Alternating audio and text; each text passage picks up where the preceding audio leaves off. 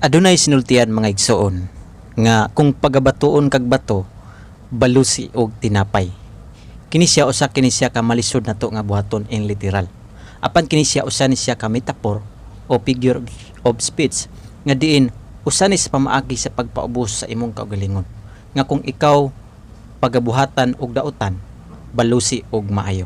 Sumala diya igsoon sa 1 Pedro 3:9 nagaingon diya, dili magbalos og dautan sa dautan ni pasipala sa pasipala, kundili magpanalangin hinuon kay alang nini mga ginatawag kamo aron magapanunod kamo og usa ka panalangin.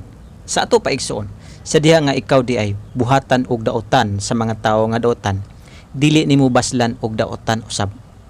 Kung example, kung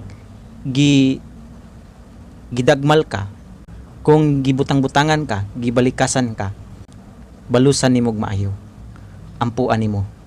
So ingon niya na ang bot gipasabot sa ato ang Biblia. Kay sumala usab diha sa Roma 12 bersikulo 21, nagaingon dira, dili ka magpadaog sa kadautan, kundili dag-a ang dautan pinaagi sa maayo. Sa ato pa, kung dunay tawo nga magabuhat kanimo og dautan, ayaw balusi og dautan, kundili dag-a ang dautan pinaagi sa maayo. Muna nga ang tambag sa Dios, diri ka nato kung pagabatoon kita og bato, baluson nato og tinapay.